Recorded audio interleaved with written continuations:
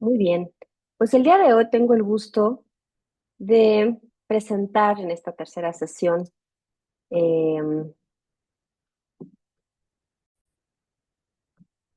justamente al doctor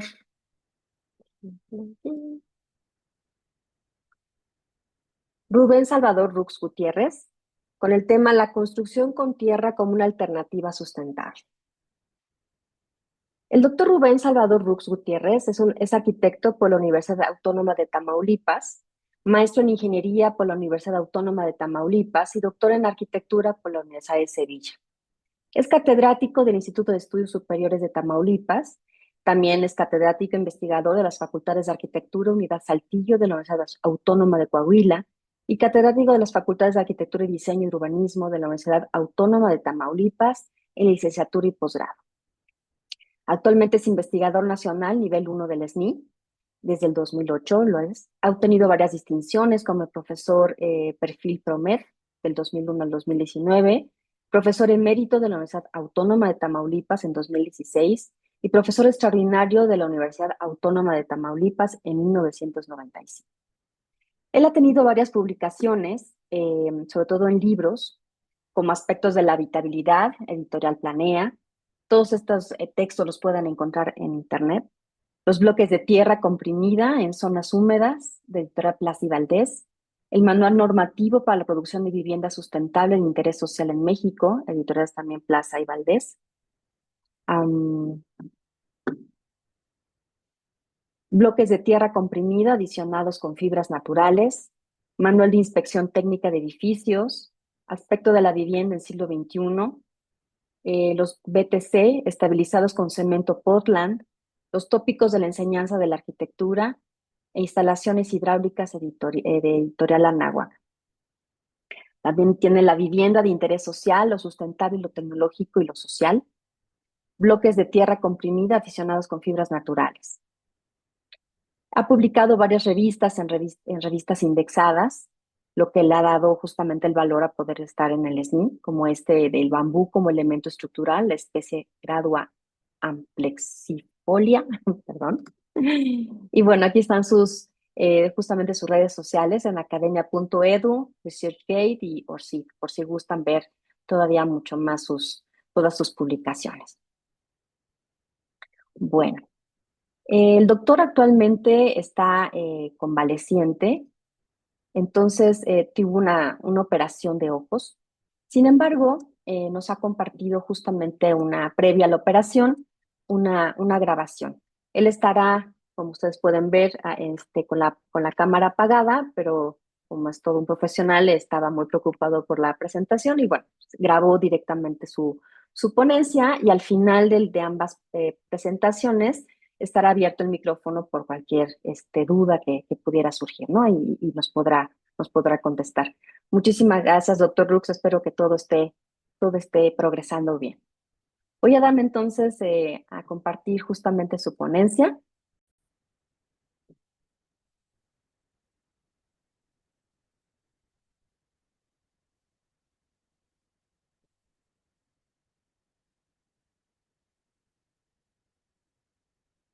Mm, Investigador del Instituto de Estudios Superiores de Tamaulipas, de la Red de Universidades Anáhuac.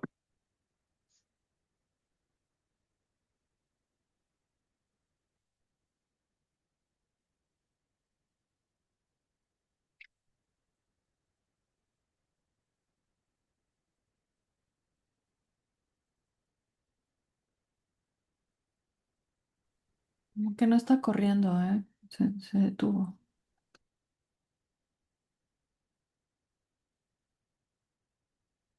sí, ahí va.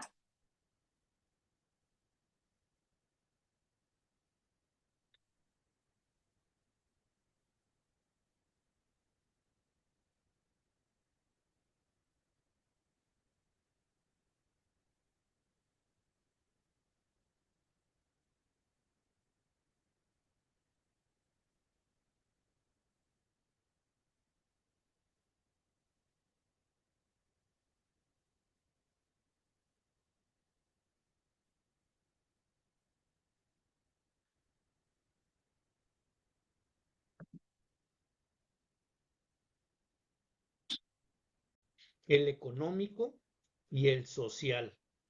La combinación del ambiental con el económico nos da el ambiente económico, que habla de la eficiencia energética. La relación entre la economía y lo social nos da la economía social, que es la ética de las negociaciones. Y lo que es la relación entre lo social y lo ambiental.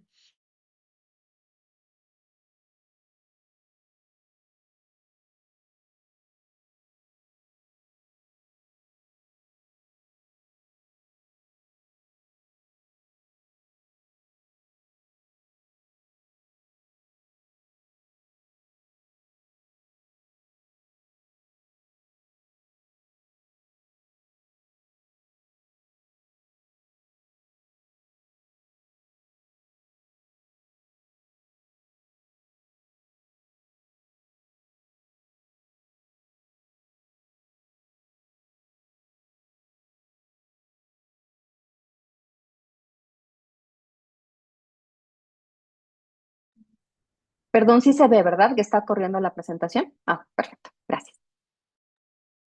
Sí, sí se ve.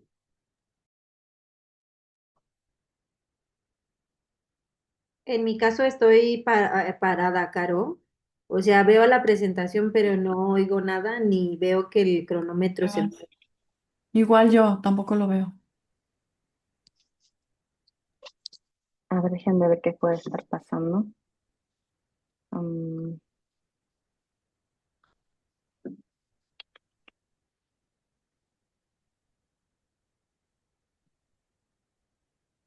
yo sí lo veo bien. A ver.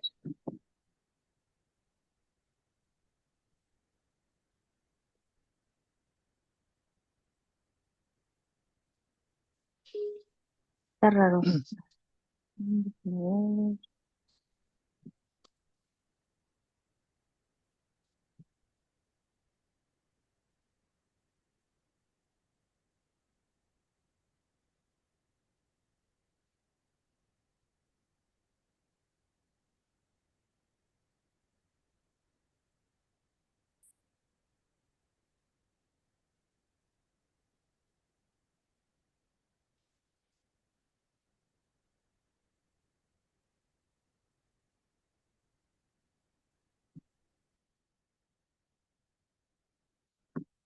Perdón, pero es que... mm,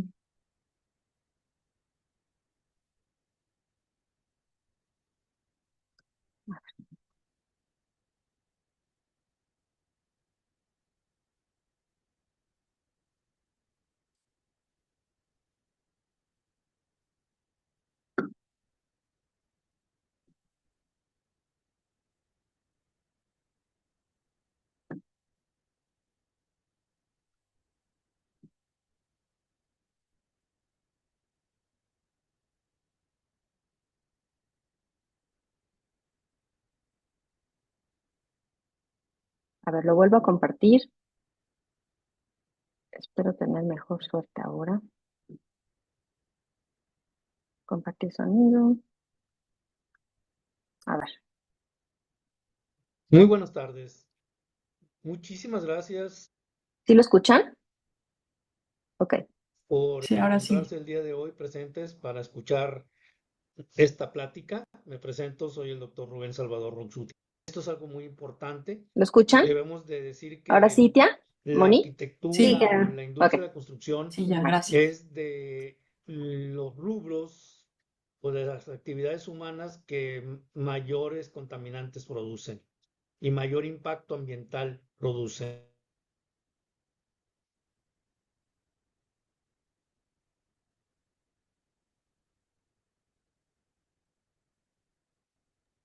Cuando le tratas de dar pantalla completa es que se detiene y se Y deja de oír. obvio, sus materiales también. ¿Así está Entonces, mejor?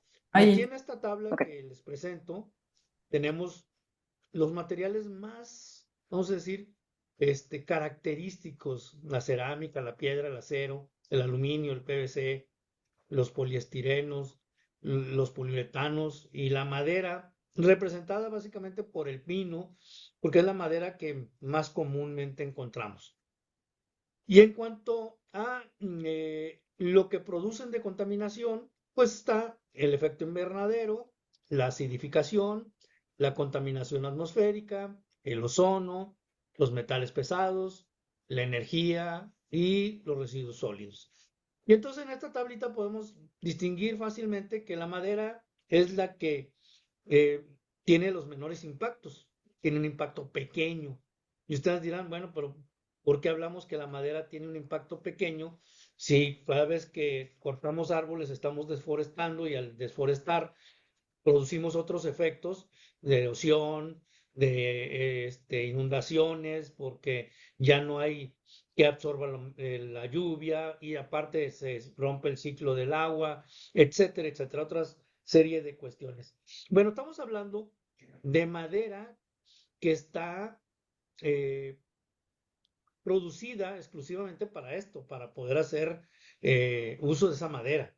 ¿Sí? Hay en algunos países, por cada árbol que se corta, se tienen que sembrar 3,000 árboles más, etcétera. Entonces, son invernaderos que generan árboles para ser posteriormente usados en la tala para poder producir madera para construcción o para fabricación de muebles, etcétera. De esa madera nos estamos refiriendo, no de la madera que se corta clandestinamente. Después de esto vemos que la cerámica y la piedra también tienen en su mayoría bajos impactos, solamente tienen un impacto elevado en los residuos sólidos. ¿Por qué? Porque todavía en la industria de la construcción es muy poco los materiales que se reciclan. Generalmente todos los escombros, todo lo que se destruye de la industria de la construcción se va a dar o va a parar a los tiraderos de basura, generando un gran volumen de productos de desperdicio.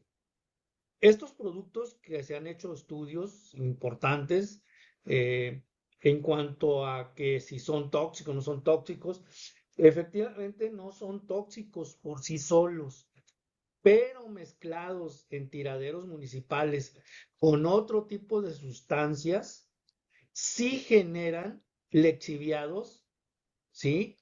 Tóxicos que contaminan suelo y mantos freáticos.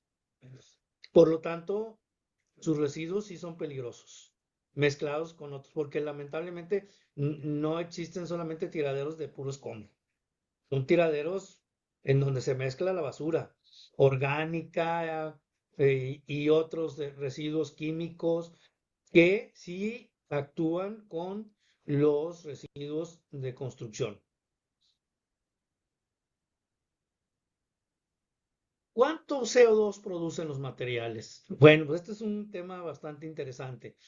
Aquí en esta gráfica nos podemos dar cuenta que otra vez la madera es la que menos produce, después viene el acero, después los plásticos como el PVC y el mayor, el aluminio. Y nosotros estamos hablando de toneladas de CO2 equivalentes a toneladas de material fabricado. Entonces, pues ahí nos podemos dar cuenta que el aluminio está por arriba de las 16 toneladas por cada tonelada de aluminio que se produce, de dióxido de carbono. Entonces es uno de los más contaminantes y sin embargo es uno de los materiales que se utilizan regularmente en la industria de la construcción para la edificación de viviendas. Pues hablamos de ventanas, de puertas, de fachadas, ¿verdad? El alucobón es aluminio, ¿sí? Entonces, esto es algo muy interesante. Los plásticos también, si bien es cierto que los plásticos, no todos los plásticos producen CO2, pero sí son contaminantes porque los plásticos producen gas metano. Y en el caso del PVC no nomás produce CO2, produce dioxinas. Y estos son elementos altamente contaminantes a la atmósfera. Bueno, y entraremos el tema. Aquí voy a presentar a partir de este momento, sí, lo que hemos visto es el planteamiento del problema, cuál es la problemática que tenemos en la industria de la construcción, en la arquitectura, los materiales que utilizamos. Y esta otra parte, pues vendría siendo como el marco teórico, ¿va? Vamos a explorar el marco histórico de la arquitectura y otras, el marco referencial para poder entender por qué hablamos de la arquitectura de tierra. Y entonces la arquitectura de tierra es una técnica milenaria. El ser humano la ha utilizado desde que se volvió sedentario. Cuando era nómada, el hombre no tenía la necesidad de construir un hábitat, ¿sí? Vivía en cuevas o vivía en los árboles, ¿sí? O utilizaba los materiales que le daba el lugar donde llegaban, para hacer un refugio que lo cubriera de el medio ambiente, ¿sí? Y entonces no había razón por la cual pues, tener que hacer una vivienda. Mas, sin embargo, cuando el hombre pasa de ser nómada a ser sedentario, entonces empieza la necesidad de generar un hábitat adecuado a esa región. Y entonces los materiales que más abundan en este planeta, pues es la tierra. Y la tierra empezaron a descubrir que tenía características muy interesantes para poder producir un hábitat adecuado para ellos. Y esto se ha llevado desde la época de la aparición del ser humano, hablo de cuando se volvió sedentario, hasta la modernidad, en que se sigue usando. En este mapamundi, la parte que ven ustedes en color café o oscuro, son las regiones del mundo en donde se sigue construyendo con tierra. Alguna técnica se utiliza. No quiere decir que tiene que ser la misma técnica. Hay diferentes técnicas, hay variaciones por las regiones, los tipos de suelos, la vegetación, etcétera. Y los conocimientos que han generado los seres humanos en esos puntos. Pero esto, bueno, pues quiere decir que sigue siendo muy importante.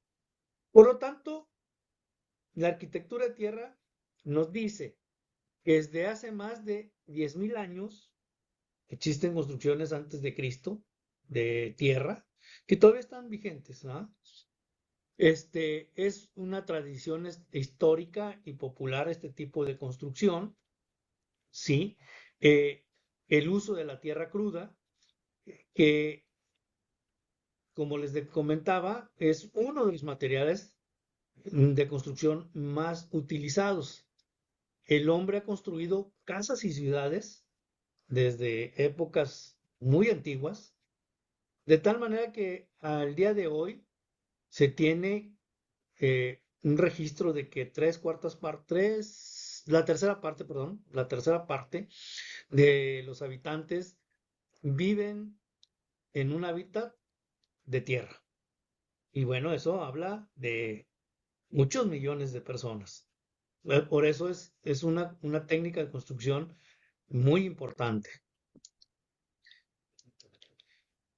Hablábamos que la historia, bueno, en todas partes, en México, en Perú, en Chile, en Colombia, en Brasil, en Argentina, en Estados Unidos, en Europa, en Asia, en Medio Oriente, existen vestigios de construcción con tierra que están todavía en pie el día de hoy.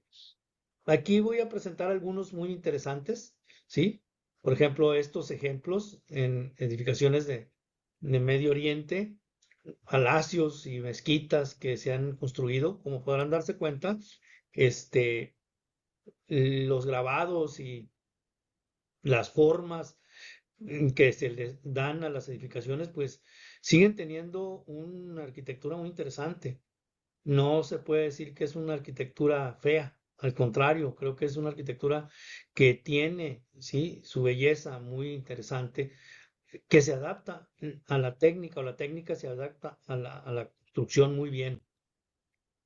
En este caso, por ejemplo, esta es una mezquita, la Cani Combolo, es en Dagón, Mali. Como ustedes se podrán dar cuenta, es un ambiente árido. Lo que abunda allí es la tierra como para hacer este tipo de construcciones. Entonces es lo más fácil de conseguir que conseguir blocks de concreto, cemento, varilla, etcétera. No, allí nomás hay que escarbarle y empezamos a encontrar el material idóneo para poder hacer una edificación. Y con una característica muy importante y una ventaja. Si se llega a dañar algo, simple y sencillamente, pues se vuelve a recoger el material, se tritura nuevamente, se pone agua, se le puede agregar más paja o más fibra vegetal, algún suelo nuevo, más suelo nuevo, y se resana. Y se aprovechó el material. No hubo desperdicios. Esta es Shibam en Yemen, conocida también como la Nueva York de Medio Oriente, porque aquí esta ciudad desmitifica el hecho de que las construcciones con tierra no pueden ser más arriba de 2 o 3 niveles. Aquí vemos edificios que tienen hasta 11 niveles, hechos en una técnica que se llama tapia, ¿sí? Son muros muy anchos en la parte baja, obviamente, de 1 a unos 50 metros de espesor, y a medida que va llegando hasta hacia la parte superior se van haciendo más delgados, probablemente entre 40 y 60 centímetros los muros de las partes de arriba. Pero están utilizados tanto las techumbres como los muros con material de tierra. Los colores, fíjense, los edificios mantienen una identidad, manejan franjas de un color, unas más claras y otras más oscuras, y todos están igual, ¿sí? Entonces, esta es algo muy interesante porque es una ciudad toda hecha de tierra, toda. No hay allí ninguna edificación hecha con ningún material moderno. Esta otra es Bam, en Irán. Esta foto está tomada antes del terremoto del 2003. Lamentablemente hubo un terremoto muy fuerte en esa región en el 2003 y casi destruye la ciudad. Afortunadamente, el Instituto Getty y la ONU tomaron cartas en el asunto y han tratado de restaurar la ciudad, Tebam, pues para ver si la pueden recuperar en un gran porcentaje. Pero también tenemos que entender que está enclavada en una zona de conflicto, generalmente están en guerra, como ahorita, ¿va? Entonces, pues a veces se complica el poder restaurar una ciudad de esta magnitud, pero es una ciudad que es antes de Cristo, con esas murallas, obviamente es una ciudad persa. Los persas son los que hicieron estas construcciones. Los persas eran muy buenos. Lamentablemente, por ejemplo, edificios como los jardines colgantes de Babilonia, pues no los hemos visto más que en litografías porque no existen ni vestigios, porque estaban hechos de tierra. Efectivamente, va. Pero sí había otras construcciones que sí se lograron salvar por el paso del tiempo y como esta, ¿va? Que es bien interesante. Esto es en México, es Paquimí. Este es, son viviendas de los indios que habitan la región de Chihuahua, la región de Arizona y Nuevo México. Aquí lo interesante es que en México nomás quedan vestigios. Sin embargo, del otro lado del río Bravo, los vecinos del norte, sus indígenas, a pesar de todos los pesares, mantienen zonas habitacionales de construcciones como las que había en toda esta región, ¿verdad? Caso específico, Taos Pueblo, ¿sí? Es una ciudad mm, bien característica de este tipo de construcción. Tiene cosas muy interesantes. Las casas no estaban a nivel de tierra, Abajo lo que tenían ellos eran como bodegas y las casas habitación estaban en el segundo o tercer nivel. Y una característica muy interesante, las puertas eran muy angostas y muy bajitas. Y las personas no son como los mayas, tienen una altura mucho más alta que los mayas. La cuestión era por qué era así. Bueno, pues es que eran pueblos que eran guerreros. Acordémonos que la gente de Mesoamérica los conocía como los bárbaros del norte. Este, eh, Vivían en guerra constante. Entonces, cuando los atacaban, mujeres, niños y un hombre que las protegía, se metían adentro de las viviendas, ¿sí? Y la única manera que alguien pudiera entrar adentro de la vivienda era metiendo primero la cabeza. O sea, de lado y agachándose, metiendo primero la cabeza. Y en ese momento, pues el hombre que estaba adentro, pues lo decapitaba. Entonces, esa arquitectura se adecuó no nomás al medio ambiente, sino a una situación de guerra que ellos vivían. Y muy interesante estas cuestiones. ¿Cuáles son las técnicas de construcción con tierra? Bueno, pues sabemos que es el adobe, estabilizado, no estabilizado, semiestabilizado, el bajareque. El bajareque tiene varios nombres, ¿sí? Aquí lo conozco como bajareque. Hay quienes dicen como el H no suena, entonces bareque. Y hay quienes dicen, sobre todo los colombianos y los sudamericanos, le dicen quincha. ¿Sí? Pero es lo mismo, es la misma técnica. Y la tierra apisonada, la de muros, que se llama tapia, y la de bloques, que se llaman BTCs o bloques de tierra comprimido. Esas serían las técnicas más representativas y más extendidas a nivel mundial.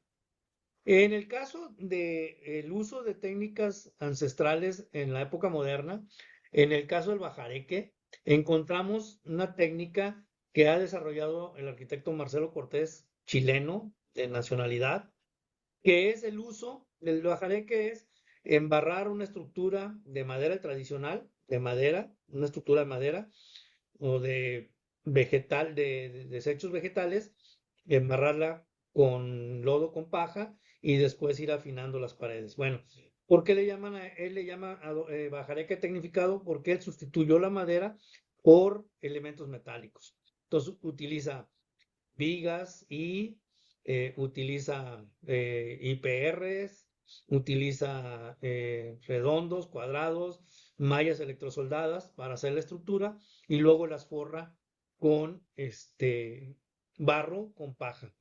Y pues da como resultado esta arquitectura que ven ustedes aquí, que no es desagradable. Él comentaba en alguna ocasión en un congreso que no sé, creo que ha hecho como unas 30, 40 viviendas con estas características en un país altamente sísmico, que lamentablemente una casa se le ha caído y se le cayó porque estaba en proceso de construcción, no porque ya terminada, pero ninguna de las casas que él ha hecho ha colapsado ante temblores y de gran magnitud. Por lo tanto, podemos decir que tiene una buena resistencia.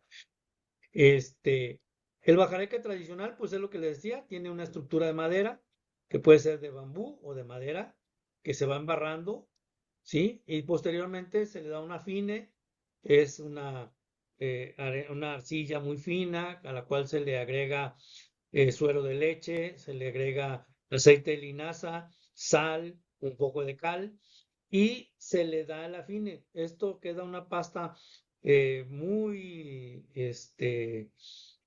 vamos a decir, muy rica en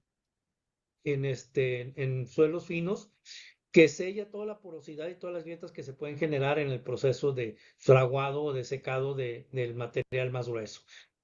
Y bueno, le da un acabado muy, muy interesante. Y aparte el aceite de linaza lo vuelve impermeable. No se, no se destruye con el agua. Aquí vamos a unos ejemplos de bajareque en Nueva Zelanda, ¿sí? Más modernos, más tecnificados, muy parecidos a los que hace eh, Cortés en Chile.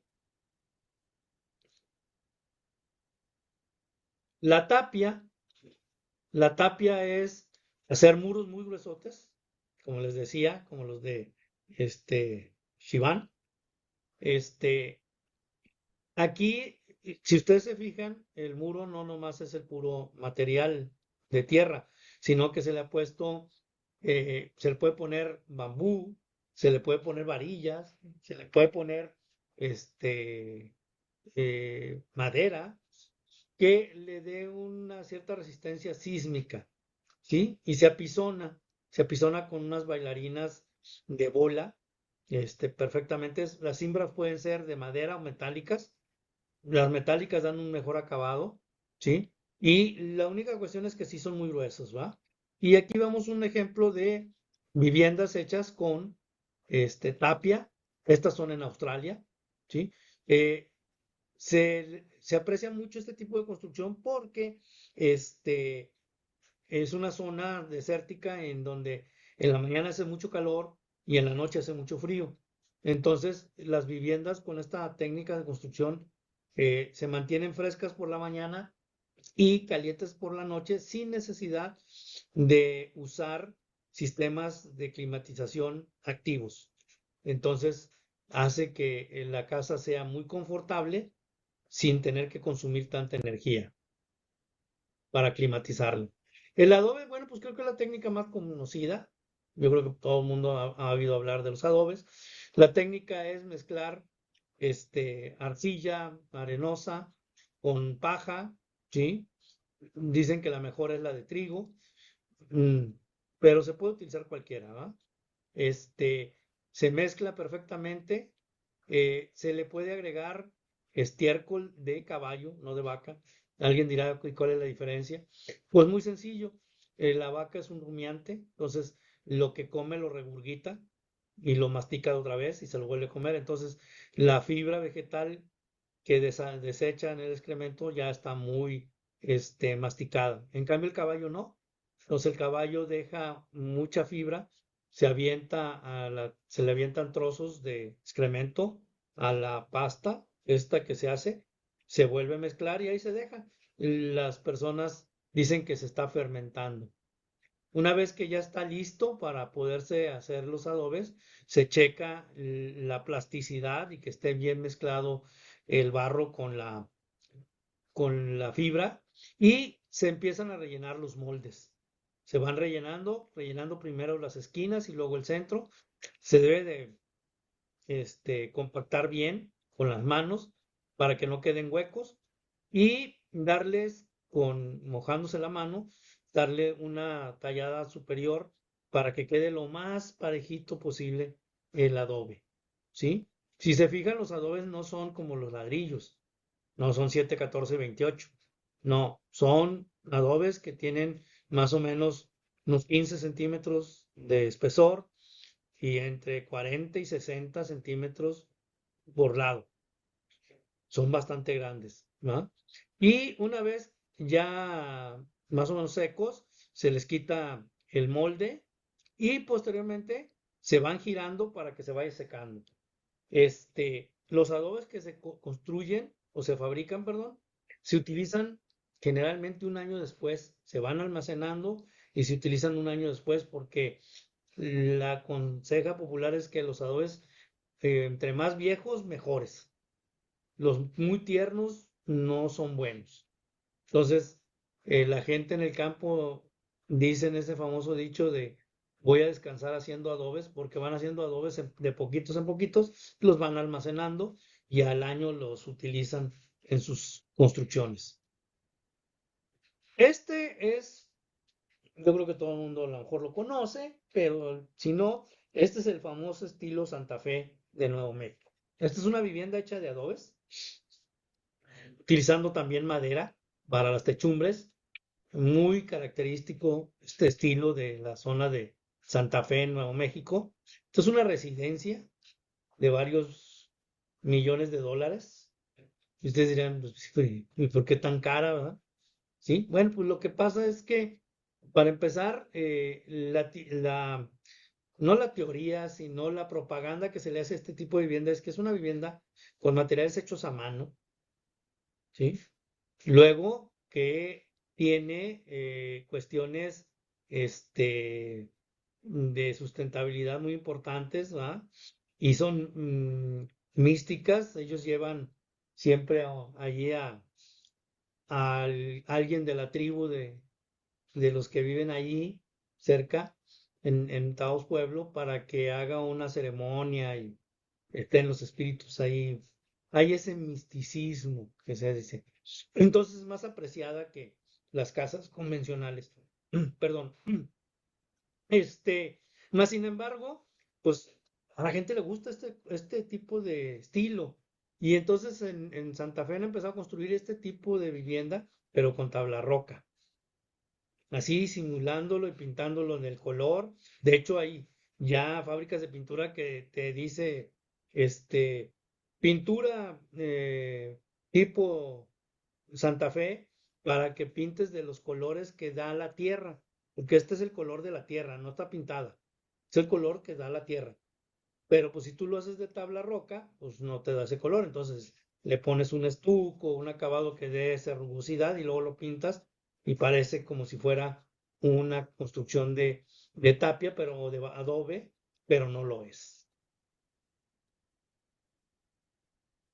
En el caso de los bloques de tierra comprimido, estas se hacen con unas máquinas. Aquí no traigo las máquinas mecánicas ya a base de eléctricas o de combustión interna, porque, bueno, pues la verdad es que las originales son estas. La original es como la azul que ven ahí. Esa la desarrolló el Instituto Colombiano de Vivienda, el SIMBA, y la desarrolló un ingeniero que se apellidaba Ramírez, era un chileno radicado en Colombia que trabajaba en el instituto. Por lo tanto, la máquina se nombró Simba Ram, en honor al ingeniero Ramírez y a que el Instituto de Vivienda Colombiano fue la que lo desarrolló. Después, los brasileños desarrollaron la que ven ustedes del lado derecho. Esa es una Z-RAM. ¿Cuál es la variación con aquella que tienen del lado izquierdo? Es que la que está del lado izquierdo no tiene una tolva para llenado. La persona tiene que estar bastante agachada para estar sacando los bloques o para estarla llenando, mientras que en esta no. Los bloques le quedan más arriba de la cintura y se pueden sacar más fácilmente. Y no hay que estar rellenando a cada que quieras un bloque, sino que se llena la tolva, tiene un elemento para llenar, ¿sí? Una medida de llenado y nomás se va moviendo para que vaya llenando el molde, se comprime, se saca, se vuelve a llenar, pero no hay que estar cada vez echándole al molde el material como sucede con la primera, ¿sí? Y este es un ejemplo de lo que ya hace muchos años en Tamaulipas se empezó a hacer. El papá del actual gobernador, que se llamaba igual, Américo Villarreal, pero el papá era Américo Villarreal Guerra, que había sido secretario de Agricultura y Recursos Hidráulicos en la época, no sé si de Echeverría o López Portillo, pero en alguno de esos dos presidentes. Él termina su periodo de secretario y se hace gobernador de Tamaulipas. Y en la Secretaría habían desarrollado un programa que se llamaba la vivienda rural, ¿sí? Y se la lleva a Tamaulipas, ¿sí? Y ya habían trabajado con un ingeniero italiano, su empresa se llama Italmex, que hacía máquinas, originalmente hacía máquinas bloqueras y después desarrolló máquinas para hacer bloques de tierra comprimido. Entonces el gobierno de Tamaulipas le compra como unas 30 máquinas porque quería desarrollar y se llamaba La Casa de Barro. El programa se llamaba La Casa de Barro. Y la idea era hacer vivienda rural y de alguna manera ir metiéndose a la zona más urbana con este tipo de construcción. Esto es lo que diseñaron ellos en el centro del estado, en Ciudad Victoria, el Instituto Tamaulipeco de la Vivienda y el Urbanismo, el ITABU, y bueno, finalmente, pues no, nadie le siguió al programa, las máquinas se echaron a perder, hubo un ciclón en Chiapas y le donaron las máquinas al estado de Chiapas para que hiciera vivienda emergente. En algunas instituciones de educación superior lograron rescatar alguna que otra máquina que estaba por ahí todavía en buen estado y se perdió el programa. Pero esto se empezó a hacer en Tamaulipas ya hace más de 30 años. Y entramos a la cuestión de la investigación, ¿sí? Esta es una vivienda que hicimos en la Universidad Autónoma de Tamaulipas con apoyo financiado del Consejo Estatal de Ciencia y Tecnología, el COTACIT. Es una vivienda hecha de bloques de tierra comprimida. Es una vivienda de 78 metros cuadrados en 2 niveles, con losas de entrepiso y losas de azotea de madera. Este, eh, tenía paneles solares, tenía porque se los robaron. Es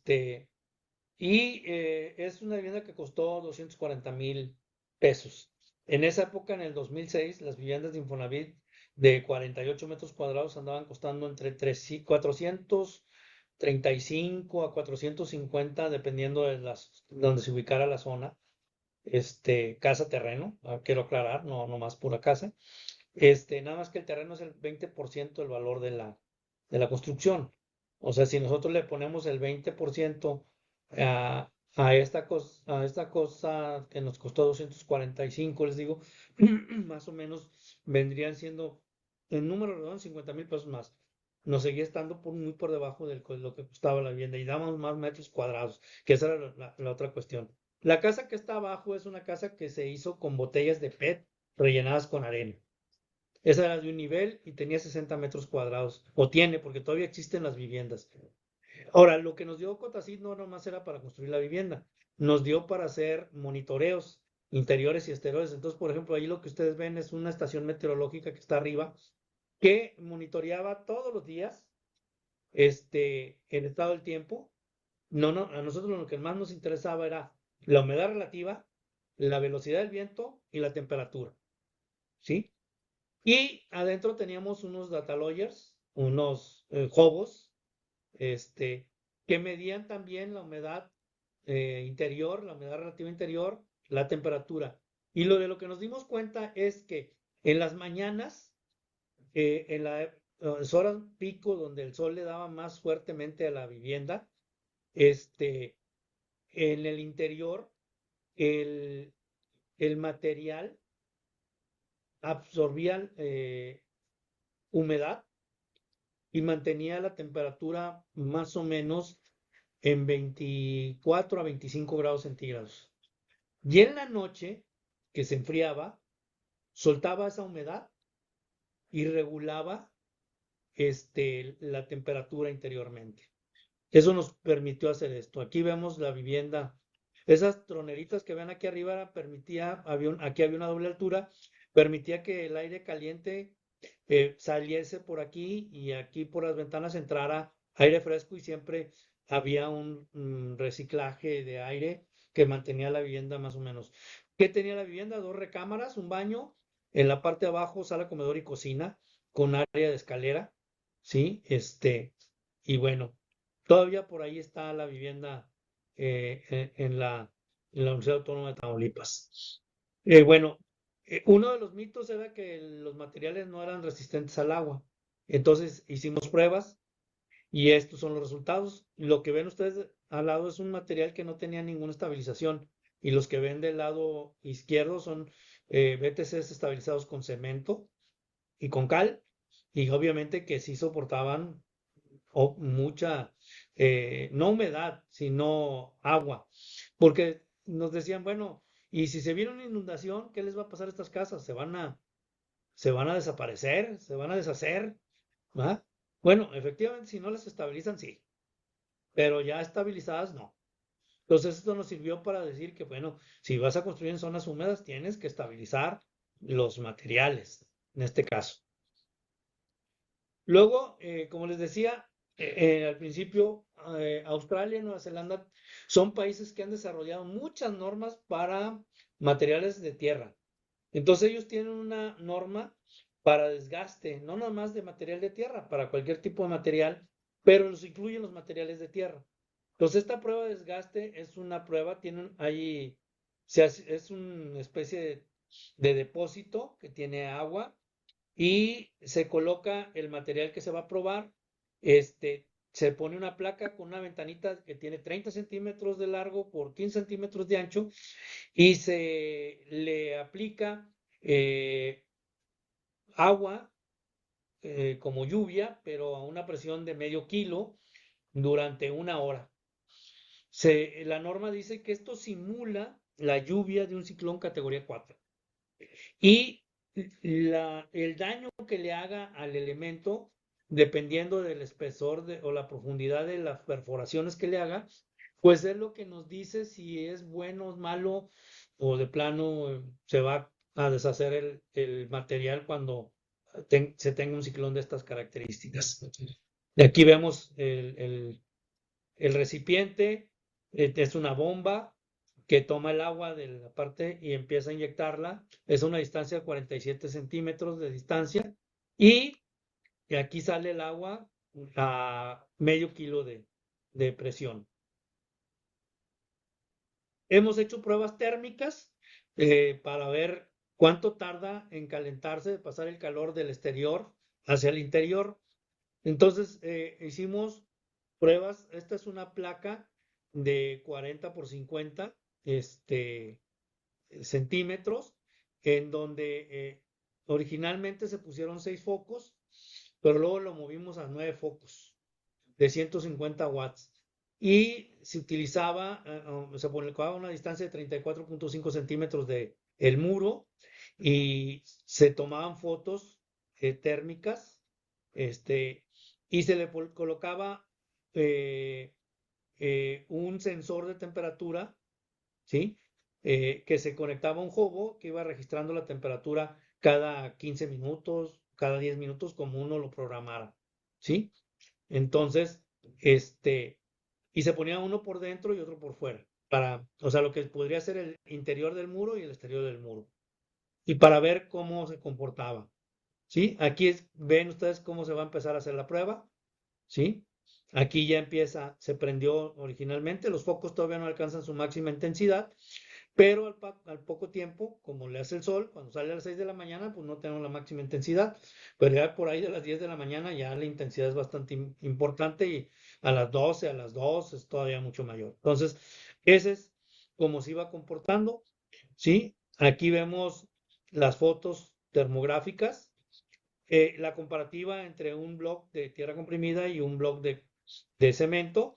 Podemos ver la parte exterior es la parte del lado izquierdo de las fotos, la parte derecha es la parte interior. Entonces, ustedes pueden ver que después de 8 horas, el bloque, o sea, el muro de BTCs no se ha calentado tanto, o sea, no todo, no en su totalidad, y interiormente, si bien está caliente, no tanto, ¿sí? No está azul, pero no, tampoco está rojo. En cambio, miren el bloque. Después de 30 minutos, casi está rojo todo el exterior y también el interior. O sea, el retardo térmico es 4 horas y media BTCs, 30 minutos en un material convencional. Aquí vemos la tabla y aquí es donde ven ustedes, miren, o sea, los diferentes tipos de BTCs que probamos, cuánto tardó, una hora, 1 hora 15, 1 hora 30, 4:15, 4:15, 30 y 30. Los ladrillos y los bloques tardaban muy poquito tiempo. También hicimos pruebas con bajareques, ¿sí? Y estos tuvieron un mejor comportamiento más que los bloques de tierra comprimida. ¿Por qué? Porque, ¿se acuerdan que es con estructuras de madera? Pues tienen huecos y esos huecos tienen aire y el aire tarda más en calentarse, ¿va? Entonces, Se hicieron también tapias para hacer las mismas pruebas y se hicieron las pruebas y estos son los resultados aquí. El comportamiento es muy parecido.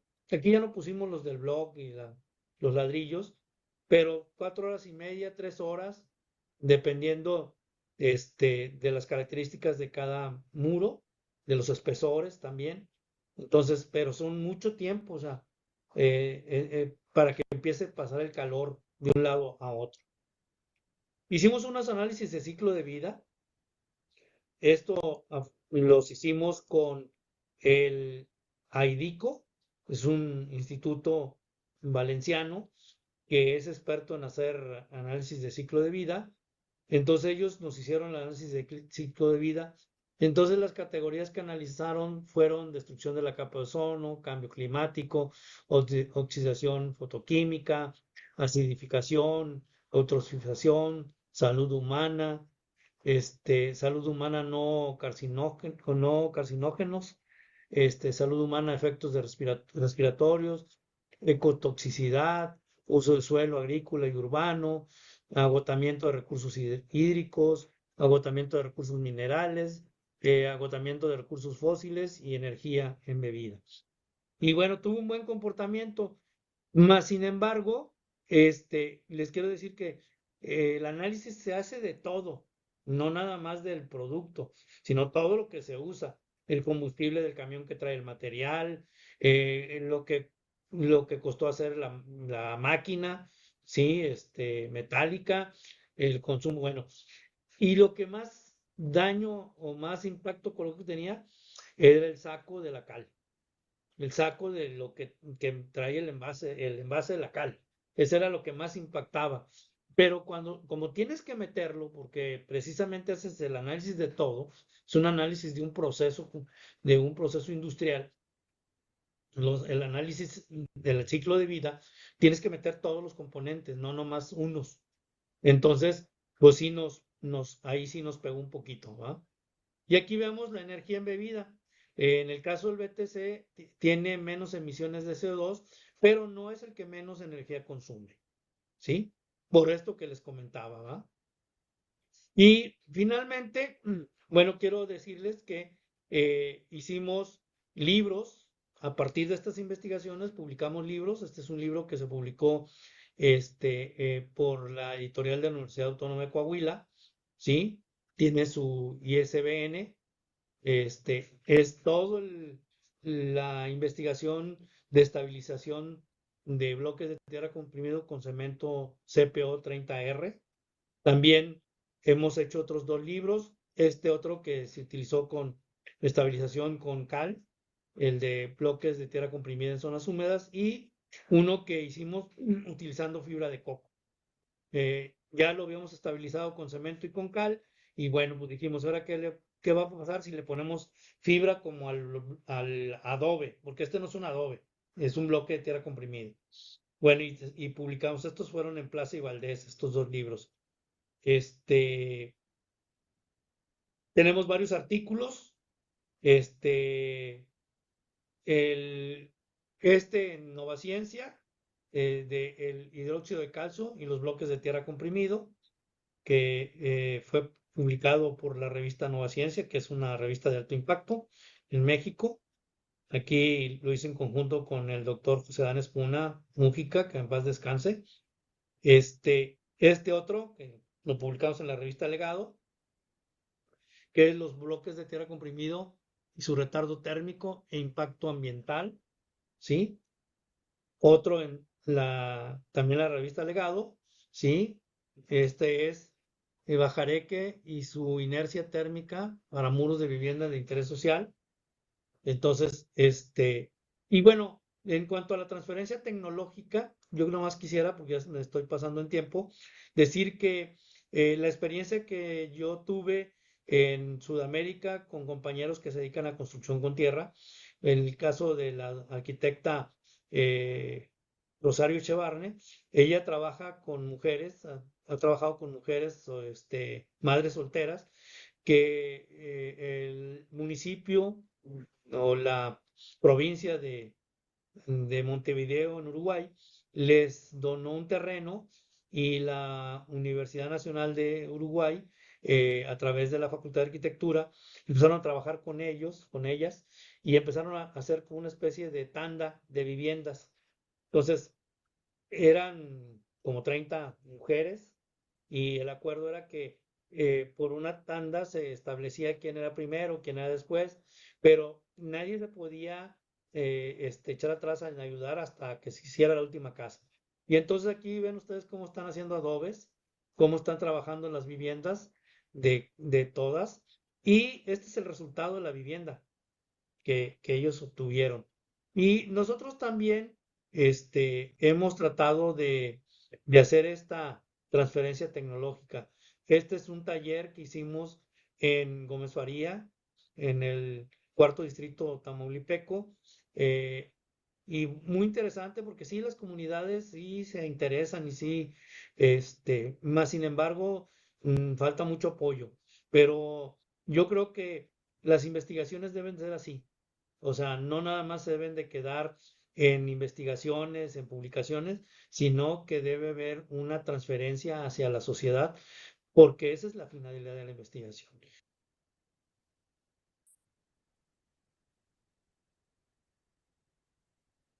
Pues bueno, esta fue la ponencia del doctor Brooks. Y ahorita vamos a tener ahora a la eh, arquitecta. Ay, un segundo.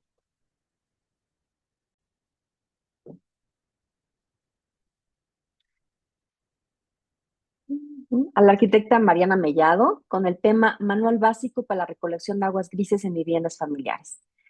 Ella es arquitecta por el Instituto de Estudios Superiores de Tamaulipas y como parte de su proceso de titulación desarrolló el proyecto de investigación Manual básico para el reciclaje de aguas grises en viviendas familiares, enfocado en la sustentabilidad y en la adecuación de sistemas sanitarios de viviendas existentes.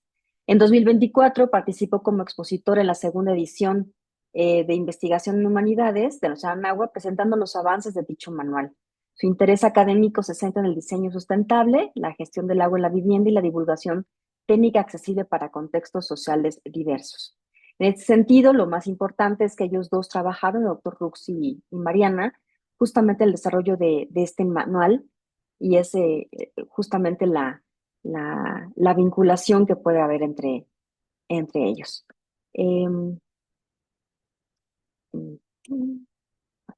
ver qué me pasó. ¿Ya se trabó? A ver.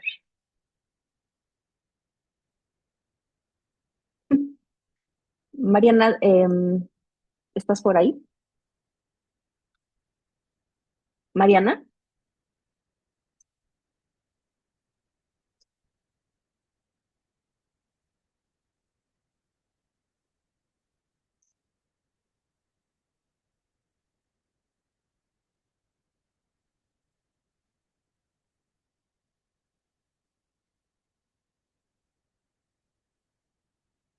tengo un problema técnico, no puedo dejar de compartir. Mm, A ver, ya dejé de compartir. Ok, Mariana dice que tiene problemas ¿qué dice? Con el audio, que ahorita lo soluciono. Bueno, como vemos aquí, este tipo de investigaciones que formulan los arquitectos en ese sentido, pues bueno, son experimentales, es un tipo de investigación mixta, cualitativa y cuantitativa. Y por el enfoque que se tiene hacia la sustentabilidad, las revistas indexadas tienen bueno, hay mucho campo donde poder publicarlos, ¿no? ¿Lista, Mariana?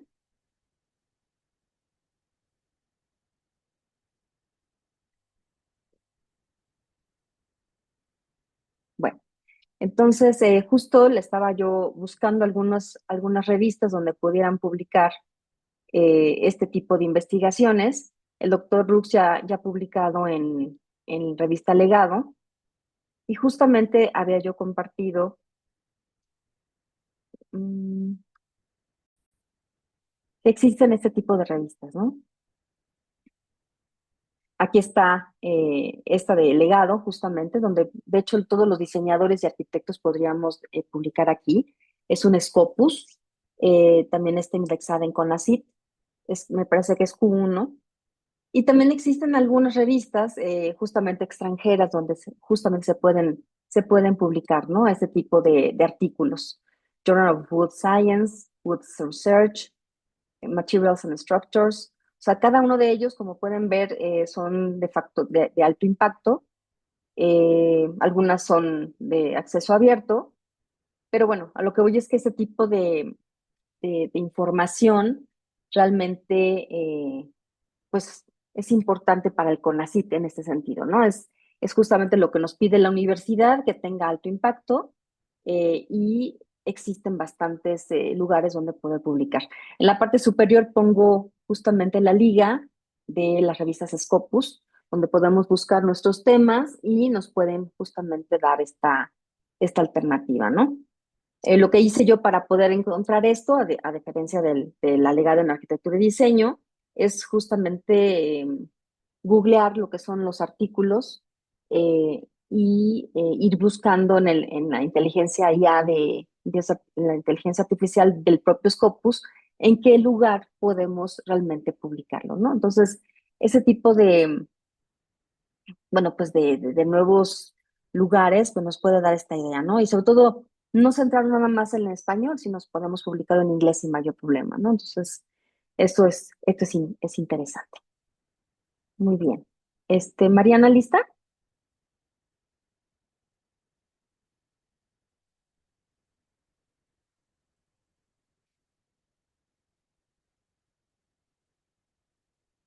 Mariana, ¿sigues ahí? Si quieres, pásame tu presentación y yo la puedo proyectar. Me comentaba el doctor Rux justamente que lo interesante es trabajar con los alumnos, en el sentido de que cuando tú produces un documento, tú tienes esta expertise y hay alumnos que están interesados, pues esto está muy padre porque entonces tanto tus alumnos de posgrado pudieras tú, a través de que tú estás dirigiendo sus tesis en este sentido, pues bueno, ser coeditor, ¿no? Coautor. Esto nada más lo que nos pide la universidad y es por ética que el primer apellido, el primer autor sea el alumno y después el que dirige la tesis.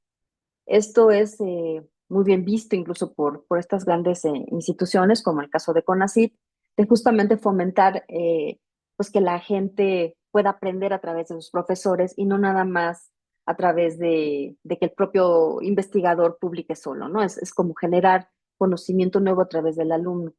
En mi experiencia también ha sido muy, muy gratificante ver cómo, pues al trabajar en conjunto, finalmente, pues sí, es el tema del alumno, pero con la directriz y sobre todo la guía de ver en qué artículos, la forma de escribir, todo esto tiene todos lo saben, ¿no? Al momento de poder publicar, pues bueno, tienes que tener cierto colmillo para encontrar qué revista, qué formato, cómo le gustan las revistas, pues bueno, recibir los textos, y eso pues nada más es conforme va pasando el tiempo, ¿no?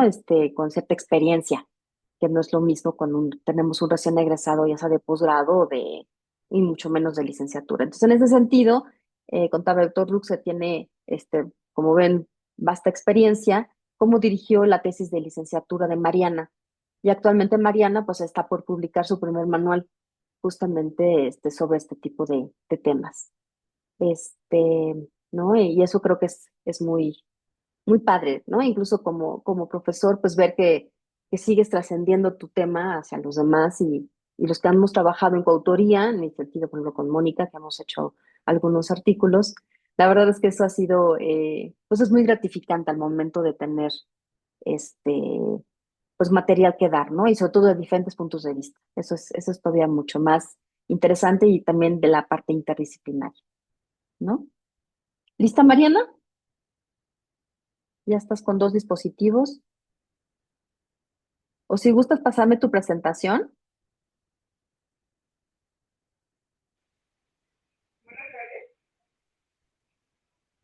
Sí, Mariana.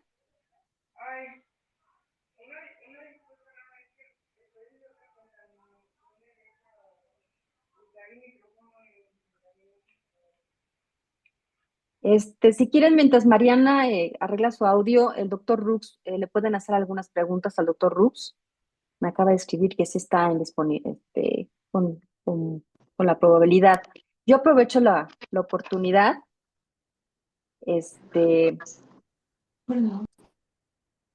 yo aprovecho la oportunidad, doctor Rux. Yo tengo una duda. ¿Cómo encontró usted este nicho de oportunidad específico en el estado del arte para poder después tener la oportunidad de poder publicar en las revistas indexadas después de tantos años? Porque usted lleva muchos años justamente en CONACYT y el estar dándole material, ¿no? Estar dando material constante para poder publicar. Sí, efectivamente. Bueno, le comento, doctora, mi primer contacto con este tema de la arquitectura de tierra empezó cuando estudié mi maestría ya en 1988. Este, Tuve el contacto con algunos compañeros que trabajaban ya la arquitectura de tierra, pero el tema era que todo lo que se trabajaba era desde la em, óptica tradicional, no había ninguna comprobación científica. Y una de las grandes problemáticas que veíamos en ese tiempo con la cuestión de la arquitectura de tierra era precisamente eso de demostrar que el material era bueno, que se podía utilizar con la confianza con la que se utilizan los materiales convencionales, o sea, el ladrillo, el bloque, el acero, el concreto, que podían tener la calidad para poder hacer una vivienda sin tener riesgos para los habitantes. Entonces, la idea sale de que en aquel tiempo mi maestra de metodología me dice, ¿por qué usted no empieza a trabajar la parte científica? Demostrar que esa parte tradicional, esa parte empírica que existe sobre este tipo de construcción, puede también tener un sustento científico. Y entonces dije, pues sí, ¿por qué no? Y empecé a investigar, me fui a investigar porque en realidad había muy poco en ese tiempo de construcción con tierra, pero sí había mucho sobre manejo de materiales de tierra para pavimentaciones y carreteras, de modos de estabilización y todo, que podían ser utilizados y modificados los procedimientos para poder generar un material de construcción. Y entonces ahí empecé yo a trabajar en esto, ¿va? Y a demostrar que se podía utilizar este material. Le quiero decir que la verdad es que cada vez que yo entraba en un tema nuevo, pues era más interesante, ¿va? Porque siempre había detractores, decían, no, eso no sirve para nada, etcétera, etcétera. Al grado de que en el cerca del año 2000, no, 2000 más como el 2005, 2006, trabajamos conjuntamente con un grupo que organizó el grupo Calidra, porque ellos querían volver a utilizar la cal como elemento de construcción. La seguían utilizando, pero no como elemento de construcción, lo utilizaban para otros procesos alimenticios y siderúrgicos. Y querían retomar ellos que se volviera a utilizar la cal como un elemento de construcción. Entonces ellos decían, ¿por qué no se utiliza como estabilización para materiales de tierra? Porque no hay una norma. Y entonces ellos dijeron, bueno, pues vamos a trabajar en la norma. Y entonces me invitaron a formar parte del equipo con compañeros de la UNAM, del Politécnico, de la Universidad Autónoma de Nuevo León, y hicimos un equipo técnico que empezamos a trabajar con la norma, de tal manera que en el 2005 se logró publicar la norma oficial mexicana de estabilización de bloques de tierra comprimida con cal, que está vigente a la fecha. Entonces, las posibilidades para poder trabajar son muchas.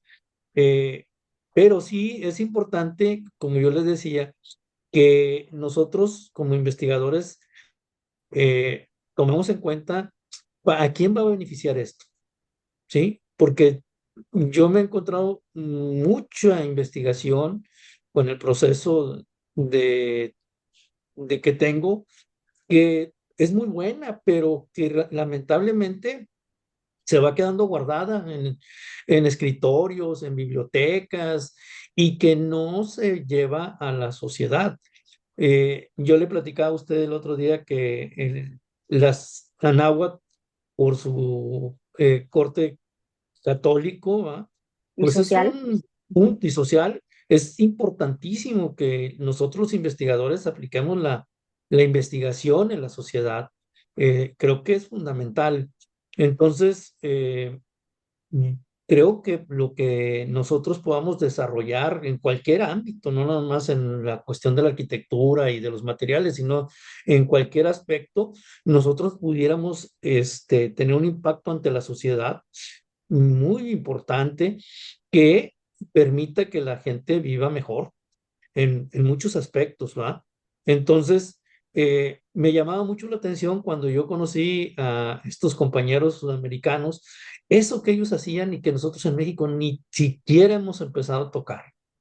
El hecho de hacer que las universidades se acerquen a las comunidades, que los alumnos trabajen con las comunidades y que entiendan las necesidades, es algo que puede romper esa brecha que existe en la sociedad de los que tienen mucho y los que tienen poco, porque no nomás se trata de darles dinero a las comunidades, eso no funciona. Yo me acuerdo mucho porque en algún momento que estábamos trabajando aquí con el gobierno de Tamaulipas, ellos nos decían, necesitamos hacer un programa para la gente del cuarto distrito. El cuarto distrito comprende Jaumabe, Miquihuana, Tula, Jaumabe. Entonces, esa zona es una zona árida y ellos habían dicho, miren, la primera vez les dimos a sembrar sábila.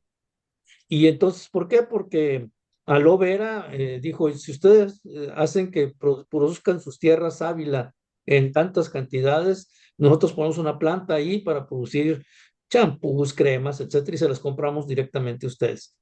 Pues al final de cuentas, nadie le quiso entrar. O sea, sí recibieron las plantitas de sábila, al tiempo se las vendieron a la compañía para que ellos pusieran a su gente a trabajar y nomás les rentaban la tierra y no funcionó. Después dijeron, bueno, aquí es un terreno muy agreste, entonces vamos a darles cabras para que produzcan queso y leche y pues terminaron comiéndose las cabras. Y entonces, a la conclusión que nosotros llegamos es que lo que usted le dé a la gente gratis, no lo valora. no lo valora. Y entonces, este esquema que se utiliza en Sudamérica, no les hacen las casas, ellos las hacen. Ellos tienen que hacer todo el esfuerzo para producir los materiales, pegarlos, revocarlos, montar las techumbres. Entonces la gente sí aprecia la vivienda, porque cuando usted llega y le dice, ahí está la casa, ya está hecha, ya está construida, la gente no le tiene apego. Al rato la va a vender o al rato la va a abandonar porque no le costó ni un peso. Entonces, el esquema que a mí me gustó era ese. O sea, la gente allí peleaba la casa porque decías, a mí me costó sangre, sudor y lágrimas, me costó la casa. Entonces, es mi casa y no la voy a dejar por nada del mundo. Entonces, ese esquema a mí me parecía, o me parece muy bueno. No el esquema ese de darle a la gente, porque eso de dar no lo valora. La verdad, la gente no lo valora. Y está documentado. Hay mucha información en donde dice que todos los programas sociales, esos que se han hecho a lo largo de todos los gobiernos, ¿sí? No han funcionado precisamente por eso, porque es dinero regalado. En alguna ocasión alguien nos decía, en no sé qué gobierno regaló tractores a los campesinos para que no usaran sus yuntas. Pues al rato los tractores se echaron a perder o los vendieron porque no les había costado nada, ni un 5, se los habían regalado. Entonces, eso es algo que sí se debe de analizar. Pero sí es importante que cada investigador agarre sus líneas de investigación y sobre esa línea de investigación empiece a generar todo el conocimiento que quiera generar, porque en esa medida se va a ser experto en ese tema. Me acuerdo mi maestra de allá de maestría me decía, usted no debe andar haciendo investigación de chile, papa y de manteca, porque eso no le va a desproducir nada bueno. Usted agárrese una línea y sobre esa línea trabaje y hágase experto, ¿sí? En eso. Y todavía me acuerdo las palabras de la maestra Margarita, ¿verdad? Que me decía eso y que ah, todo este tiempo le agradezco que me haya este, dicho eso, porque efectivamente cuando yo agarré mi línea de investigación, que es arquitectura de tierra sustentable, pues hasta ahorita la sigo desarrollando y sigo siendo un enamorado de esta línea de investigación, ¿no? Y pues Claro. bueno, pues yo espero que esto los motive a todos para que desarrollen sus propias líneas de investigación. Claro, esto que usted platicaba también de la apropiación cultural y que la gente se involucre en esta parte de identidad, creo que es fundamental. Me vienen a la mente las favelas, que incluso cuando la gente empieza a pintar, empieza a hacerse apropiación, pues te vuelve tuyo, ¿no? De identidad como tal. Eso también es tal cual, bajo la línea que usted comenta, doctor. También Así tenemos es. aquí a Paloma Monterrosa, que pregunta, buena tarde, me gustaría preguntar, doctor Rux, si tiene alguna publicación sobre normativas y técnicas de la construcción con tierra en la arquitectura vernácula maya o del sureste. Bueno, en cuanto a ese tipo de normativas, solamente existen las que ha generado el INAH.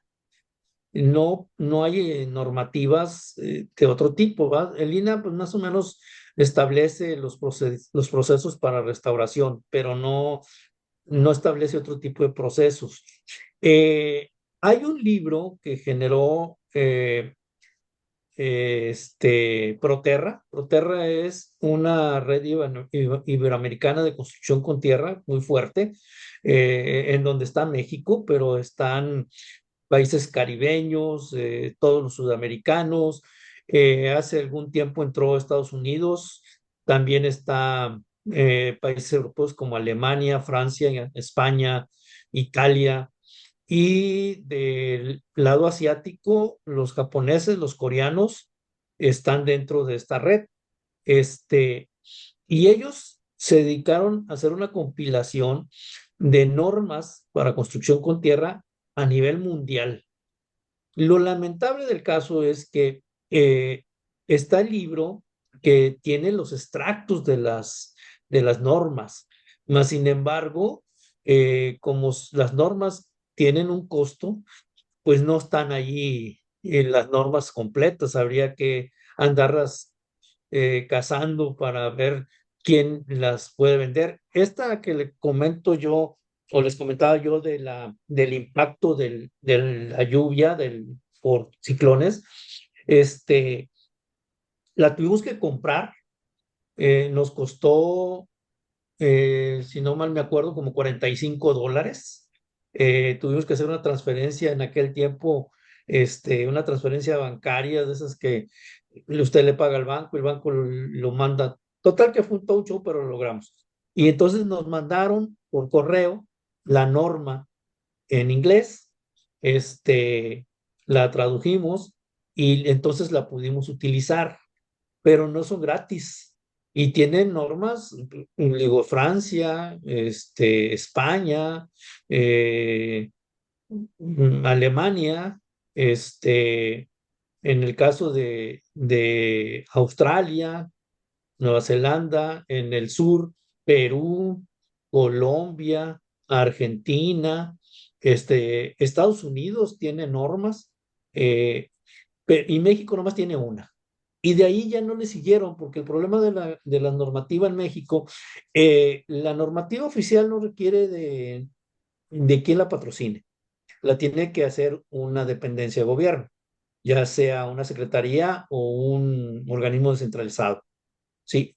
Pero las normas mexicanas, que esas son diferentes, tiene que haber un fabricante de algún material que promueva la norma. Y entonces hay organismos, como en el caso de la industria de la construcción, el ONCE, que es el organismo para producir normas para la área de la construcción. Entonces, ahí, cuando aprueba la norma, el ONCE es el que la vende. Y dice, pues yo la vendo. Si la quieres, pues cuesta 450 pesos, 150 pesos, no sé. Y la ventaja es que las universidades sí tienen un costo, vamos a decir, menor por ser instituciones de educación. Entonces valen menos que para alguien que vaya quiera comprar una norma. Y puede hasta comprar varias, no nomás una. Y los ustedes que viven en México, pues es mucho más fácil, porque pues ahí está el 11 en la Ciudad de México, está en la oficina central, y pueden ir y hay un catálogo de todas las normativas, ¿va? Pero no hay nada sobre construcción con tierra en México más que esta norma que les estoy comentando. Hay por ahí unos compañeros que querían hacer otra norma, pero pues no sé ya si le siguieron o no le siguieron, ni si tuvo éxito o no tuvo éxito.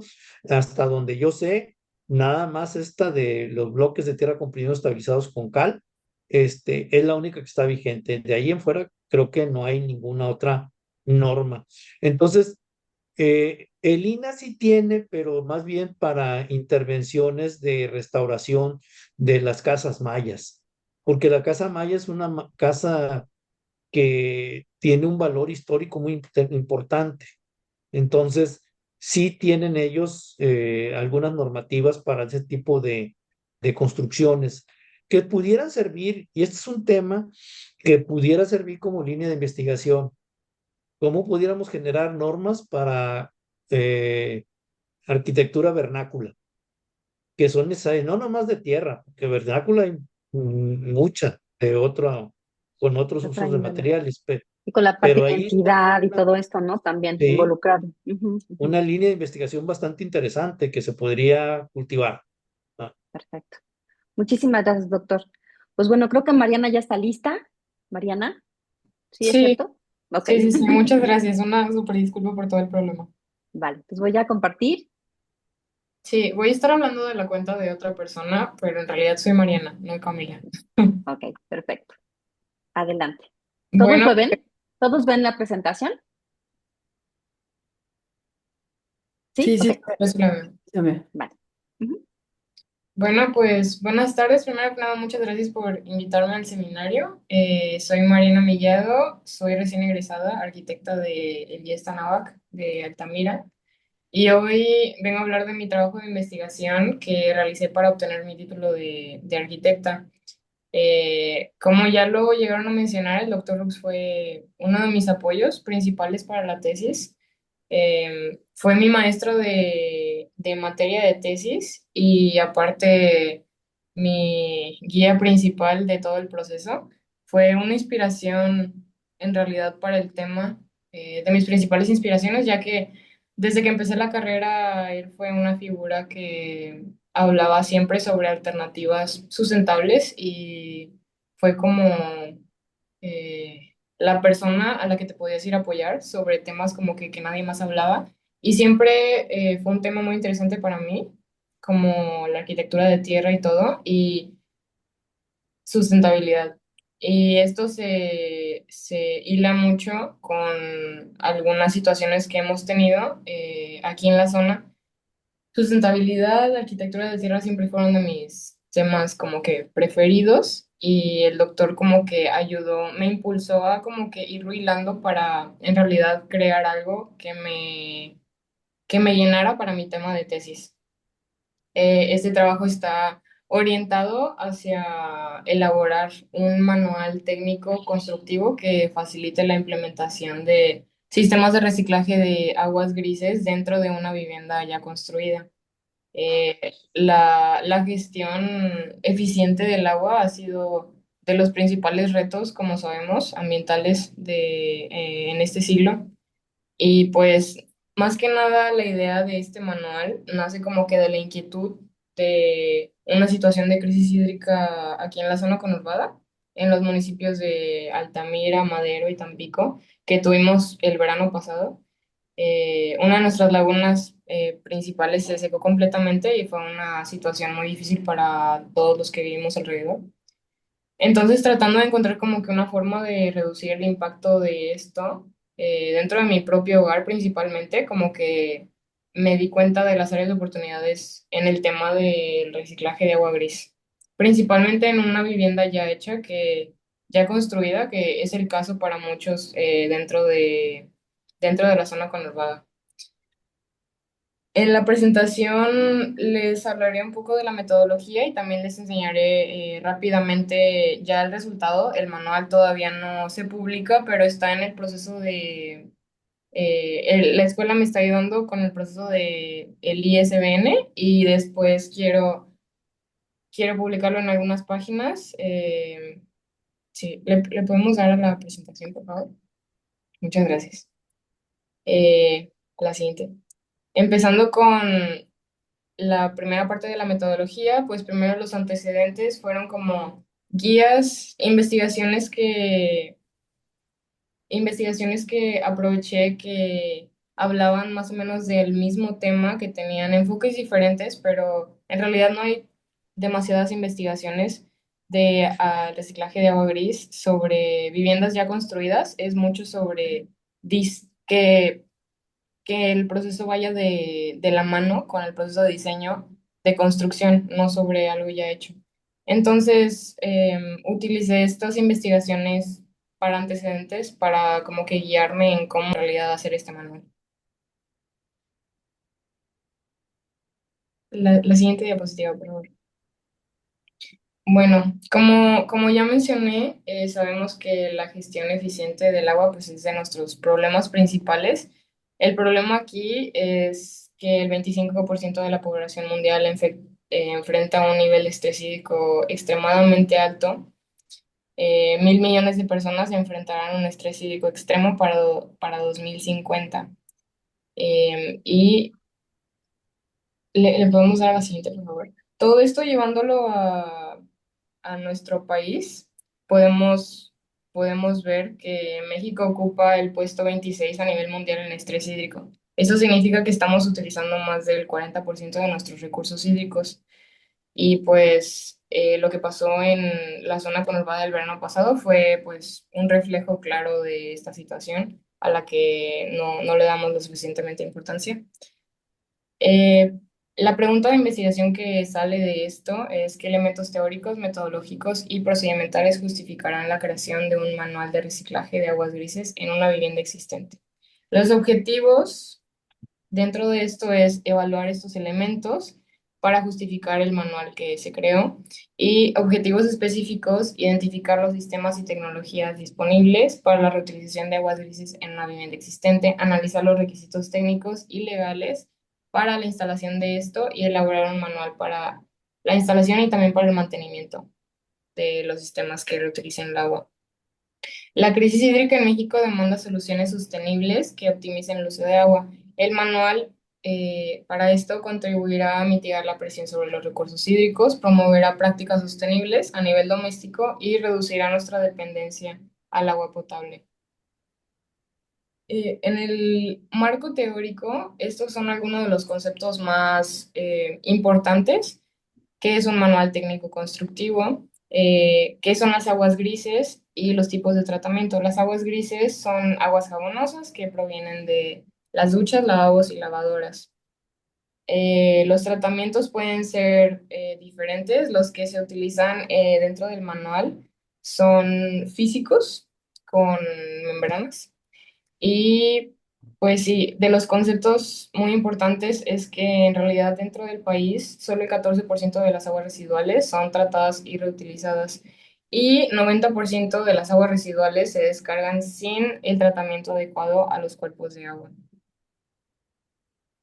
Dentro del marco normativo están dos normas mexicanas y la ley de aguas nacionales y aparte como dentro de las normas de nuestro país no hablan específicamente de aguas grises, es más como de aguas residuales en general. También investigué algunas normas fuera del país, que es la NSF la ANSI 350, que habla de sistemas que tratan las aguas grises. Saltando al capítulo 3, ya la metodología, pues los riesgos que este manual podía tener es la falta de claridad dentro de las instrucciones que redacté para, o sea, que las personas no entendieran lo suficiente las instrucciones. De los objetivos principales de este manual es que se eduque a las personas que no conocen tanto de estos temas, que no están dentro del área y eh, que no trabajan, que no son obreros, que no son arquitectos, que no son ingenieros. Entonces, para un público muy amplio, entonces el riesgo dentro de esto es que no se entienda tanto las instrucciones. Los beneficios, pues, de los objetivos de desarrollo sustentable, el 6 de agua limpia, el 11 de comunidades sostenibles y 12 de producción responsable. Bueno, todo esto nos lo podemos saltar un poquito, es el tipo de investigación. El procedimiento que seguí para el manual fue analizar sistemas de reciclaje de aguas grises que dentro de los manuales y las guías que yo encontrara, como que entender cuáles son los componentes claves que ayudan a que las personas entiendan bien esto, que el mensaje se entienda y también como que definir muy bien lo que yo quería que explicar el manual. El índice al principio fue como que un poco diferente, fue cambiando ya en el proceso, que me di cuenta que podía llegar a ser muy amplio y se tenía que enfocar bastante. Entonces se hizo también todo lo de las ilustraciones, se maquetó. Ahorita les voy a enseñar cómo quedó el resultado final del manual. Y ahorita, como ya mencioné, esto se está en el proceso del ISBN y encontrar en qué páginas en especial publicarlas, así como también estoy en contacto con la biblioteca del IES de mi universidad para publicarlo ahí. El manual se llama Manual Básico para el Reciclaje de Aguas Grises en Viviendas Familiares. En la siguiente diapositiva está la portada y también un código QR que em, que en cualquier dispositivo que quieran, pueden usarlo para ver el PDF del manual por si les causa curiosidad. Aún así les voy a enseñar unas imágenes del manual. Este es el índice final. Se divide en tres módulos. Habla una introducción pequeña de qué son las aguas grises y como que la gente entienda para qué se deberían de reciclar. El segundo módulo es de preliminares, más o menos como que te explica, dependiendo de lo que tú tienes en tu hogar o el contexto, la situación que tengas, como que cómo hacer tu sistema, porque no hay una regla general como que tiene que ser de tal manera, es de acuerdo a cómo sea tu casa, si tienes patio, si no tienes patio, el espacio que tengas. Y como que los tipos de variaciones que puede haber. Y en el módulo 3 es ya como que instrucciones claras.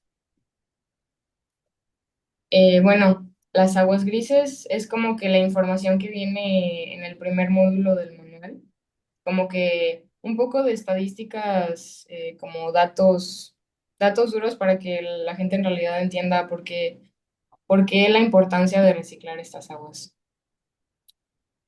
En la siguiente diapositiva, todos estos diagramas los hice yo y hubo unas diseñadoras que me ayudaron como que a ponerlo bonito. Esto explica más o menos como que las partes de un sistema de reciclaje de aguas grises.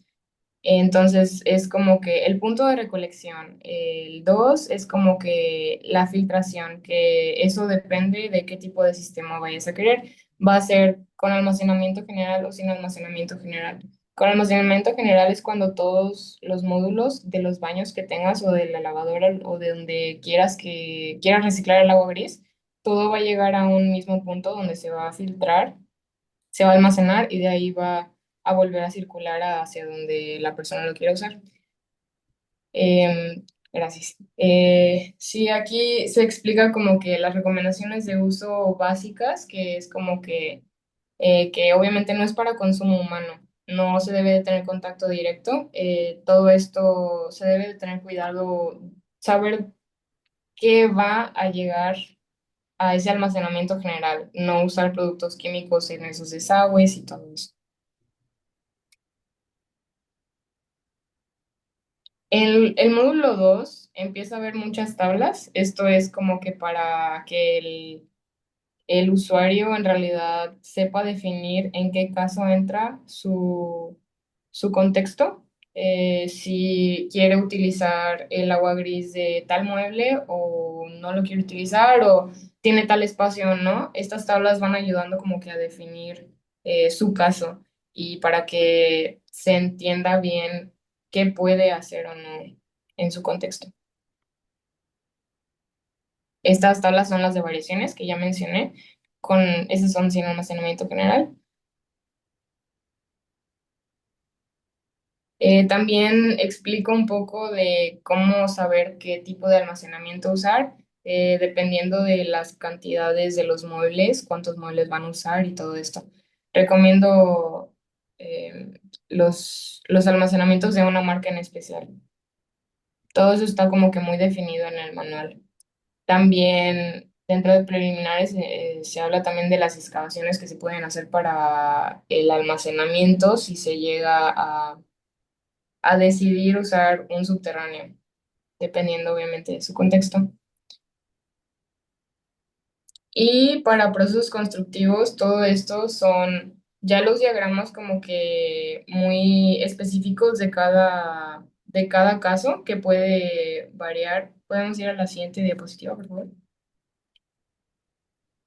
Aquí se ve como que hay varios casos de, por ejemplo, del lavabo WC, que como este manual está pensado en realidad para personas que pueden no estar como que no van a querer invertir tanto dinero, no van a querer en realidad cambiar mucho de su casa. Entonces hay varias opciones para cualquier contexto en los que caiga. Entonces, por ejemplo, va a haber una conexión visible donde van a tener que invertir un poco menos en los materiales o en todo lo que le van a tener que hacer, por ejemplo, al baño. Y todo esto viene como que viene ilustrado con las instalaciones y las partes de estas para que en realidad entiendan visualmente lo que se le haría al mueble. Esto es otro caso y así, este es de regadera WC, el siguiente es de lavadora y cómo se conecta como que, dependiendo si el usuario lo quiere usar de la lavadora al WC o a una llave de jardín o para regar también las notas. Y bueno, esto se va repitiendo un poco, esto es si se decide utilizar un almacenamiento general. En la siguiente diapositiva se entiende más como que cómo llega todo y cómo se recicla. Eh, hay un color que es de ida al almacenamiento general y después otro de regreso. Así es, muchas gracias. Y esto es como que, como zoom in de las partes del sistema para que en realidad se entienda y se incluyen como que todas las partes porque tal vez no se puede llegar a apreciar tanto, pero sí cómo se van conectando las instalaciones. Este es una maquetación de cómo quedó el manual. Eh, sí, ya está listo para publicarse, solo queda el proceso del ISBN. Y las conclusiones, pues en realidad tiene que ver con los objetivos, la evaluación de estos elementos, justificó pues la elaboración del manual, se identificaron los sistemas y las tecnologías disponibles para la reutilización de las aguas grises, se analizaron los criterios técnicos y legales para en realidad crear el manual y pues se elaboró el manual que explica detalladamente los pasos a seguir para la instalación de estos sistemas. Y pues las recomendaciones es que nada más se utilice como guía de apoyo. Esto es para un público que tal vez no va a tener mucha información de contexto sobre el tema y puede llegar hasta cierto punto usarlo solo, pero también se hace mucho hincapié en el manual, que en algunos pasos en realidad se contacte a un especialista porque obviamente hay personas que saben mucho más de eso y puede llegar a ser como que una situación peligrosa si no se le habla a un especialista. Sería todo de mi parte. Muchas gracias. Muchísimas gracias, Mariana. La verdad es que sí, es muy interesante. No me dejan mentir aquí, Julio,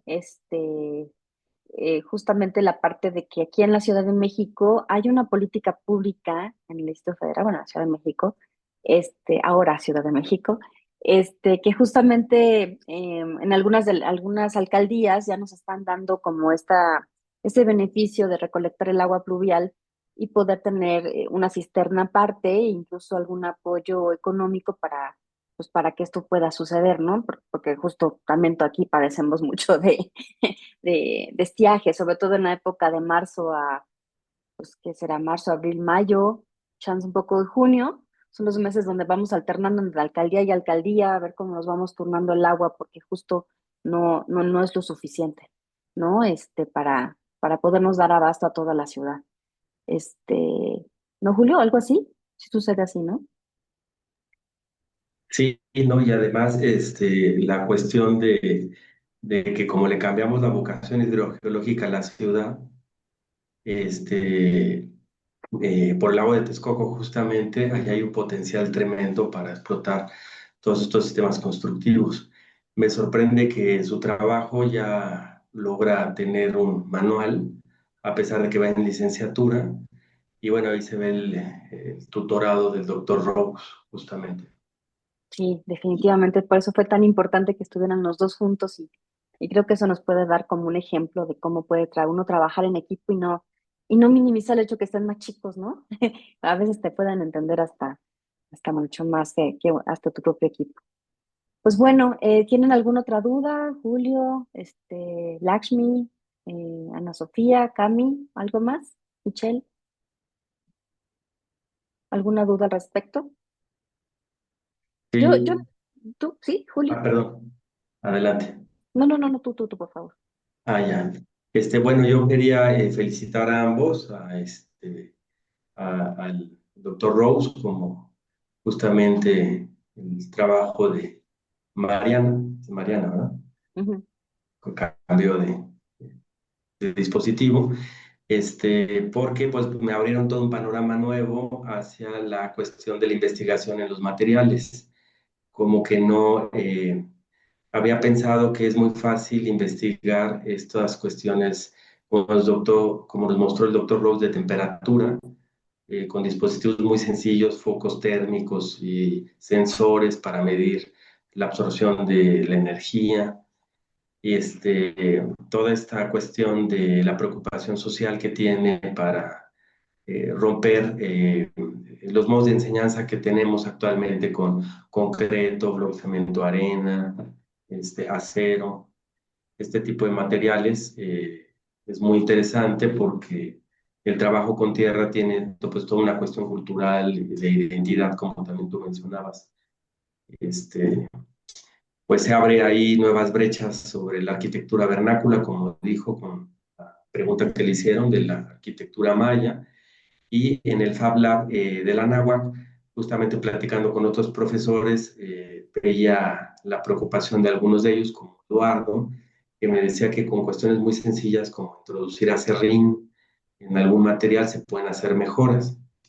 No comprendía yo cómo eran este tipo de trabajos y que también están indexadas en las revistas Scopus. Pues me gustaría pues más adelante pues hacer una pues alianza, una invitación para que junto con Carolina, ¿verdad? Podamos explotar estas cuestiones de medición que tenemos ahí en el Fab Lab. Si bien no tenemos muchos instrumentos ahí de medición, tenemos muchos elementos como el brazo robótico que puede soldar metales, ahora unos hornos que consiguieron para cerámicas y todo este tipo de cuestiones se puede estudiar a través de las variables. Ya me puse yo a buscar estas publicaciones del doctor, que Ujú. desde el 88 ha tenido habían seguir esta línea sobre la tierra. Llama mucho la atención esta cuestión de lo de la tierra. Sumamente experto y también sobre el bambú.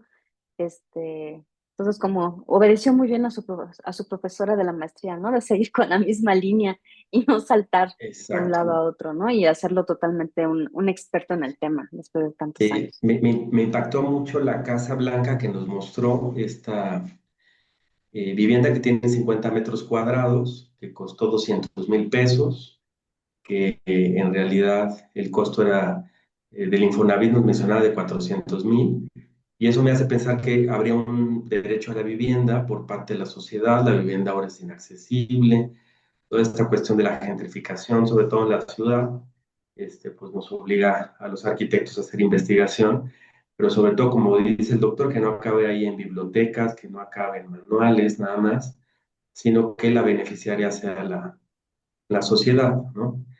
Me gustó mucho también que hayan hecho, digamos, esta dupla, maestro-alumno, y que no lo hayas mostrado de esa manera, Carolina, para poder incluir alumnos de licenciatura, irlos formando después como maestros y luego como doctores. Justamente ahora, en estas cuestiones de las acreditadoras, se pide mucho ese trabajo con alumnos. Yo lo estaba pensando, no me imaginaba cómo, pero me gustó mucho eso que va el alumno de primer nombre, como mencionas, y entonces el tutor de segundo. Entonces, a lo mejor los alumnos luego tienen algunos talentos que pues, los dejamos ahí en un buen trabajo y se acaba en 10, pero se podría hacer ahí investigación desde el aula, ¿no?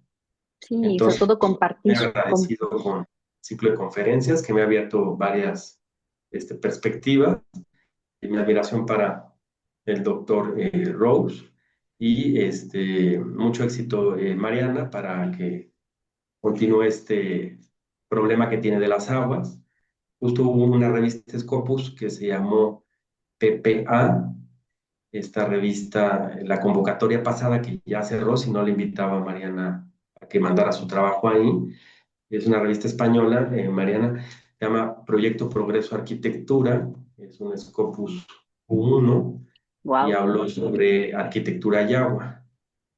Entonces, pues México yo creo que ahí tiene la estafeta, porque como bien advertías tú también, los problemas del agua que habían azotado tu interés para poder escribir la tesis, nos decías al inicio, esta preocupación que tenías, pues es una cuestión de la realidad. Justo hoy también tuvimos un problema del agua en su casa, ¿verdad? No pensar en los escenarios allá del 2030, pero pues México tiene una vocación hidrogeológica, como decía al inicio, que nos hace pensar desde el agua de Texcoco con Tenochtitlán, que ahora cumple 700 años, pues un potencial ahí tremendo, ¿no? Entonces, bueno, pues hasta ahí mis comentarios. Muchas gracias. Muchas gracias, doctor Julio Jiménez. ¿Alguien más quiere compartir algo? Doctor, Yo, Mariana. Sí, doctor Michel, adelante.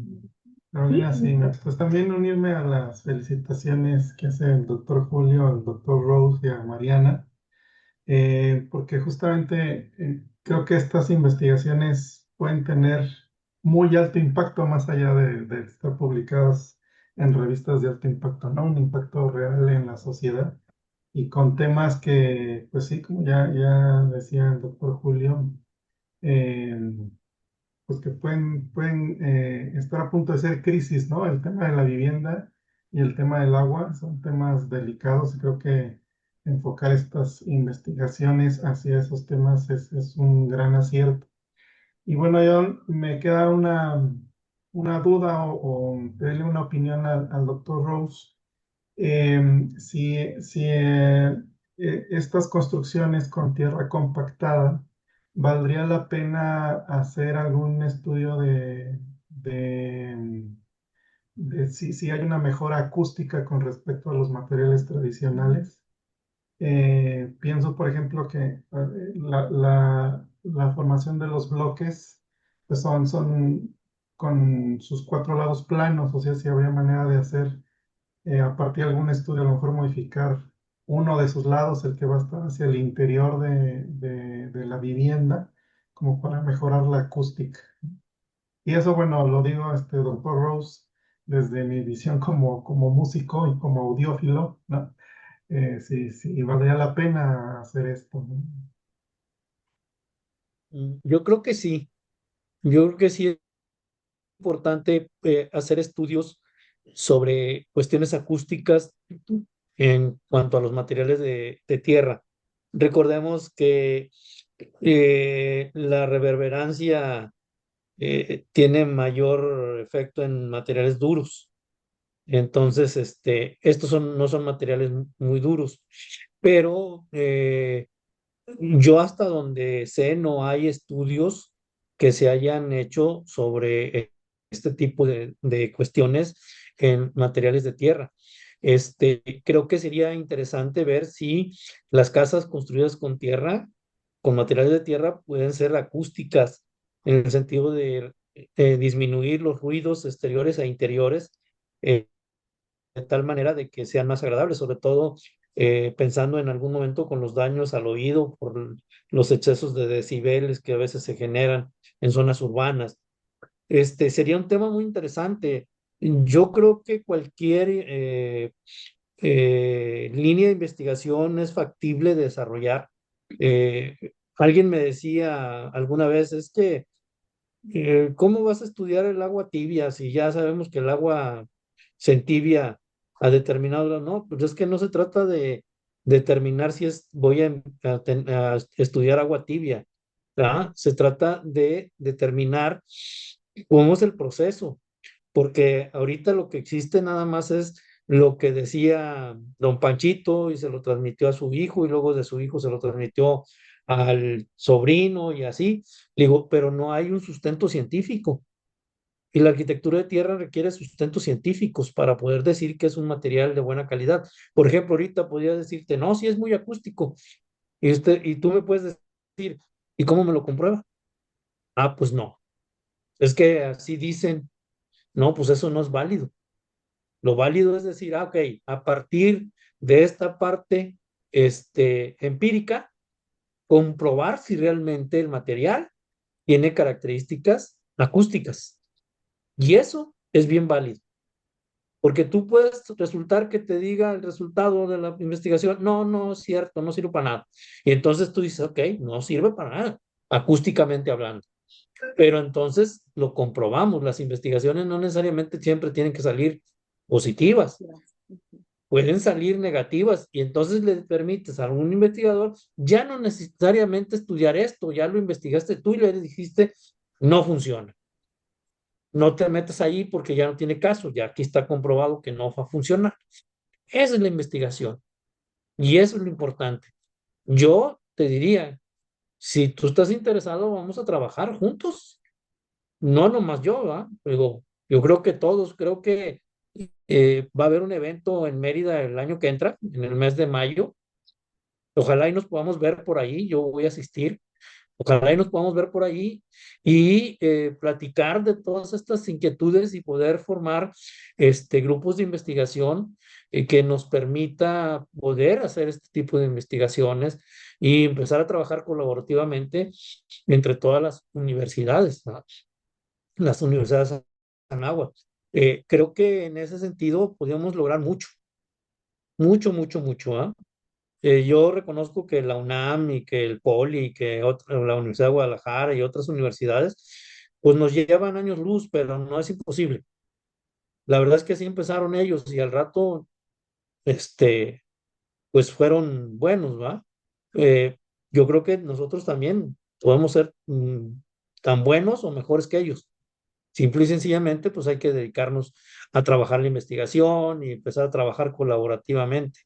Y en ese sentido de apoyarnos, decir, mira, pues yo te aporto lo que yo tengo y tú úsalo para que hagas tu investigación, sin ningún recelo de que estás usando lo que yo he investigado. Al contrario, para eso es la investigación, para que otros los utilicen, no nada más para que se quede ahí guardado o para que los galardones sean para uno nada más.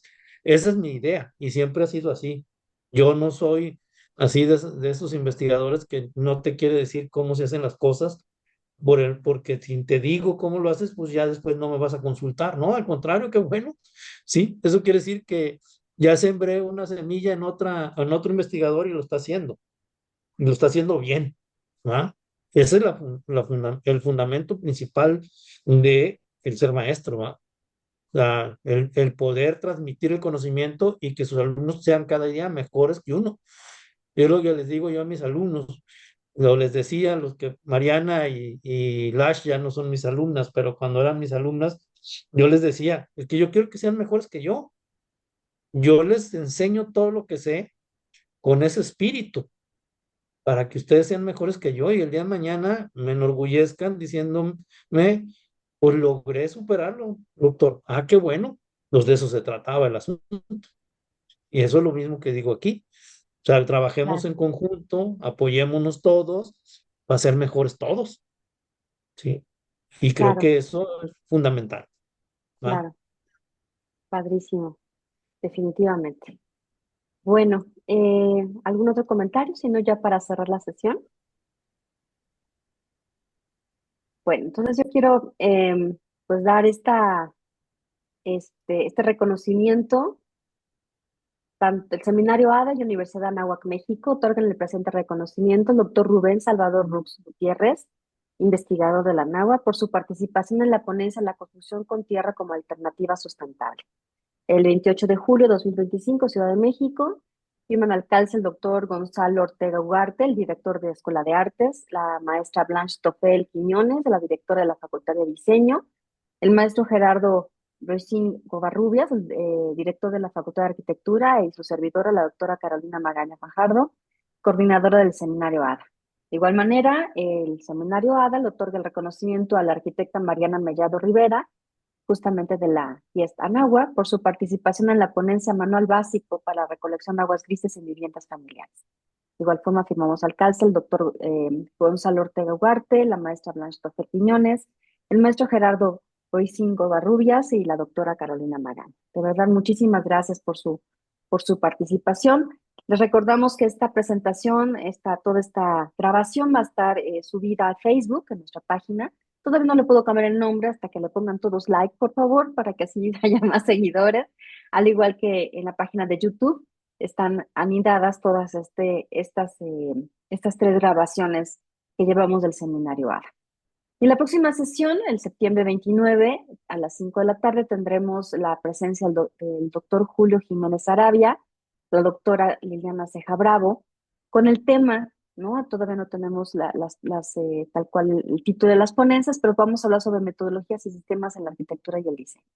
Un tema mucho más abstracto, más filosófico de alguna manera, pero igualmente indispensable en todo nuestro medio del diseño, del arte y de la arquitectura. Así que, pues les agradezco muchísimo que hayan estado con nosotros compartiendo este espacio. Y bueno, pues muchísimas gracias. Gracias a todos por haber estado aquí. Hasta luego. Muy Muchas buenas tardes. gracias. Hasta Hasta luego. luego, muchas gracias. Hasta luego.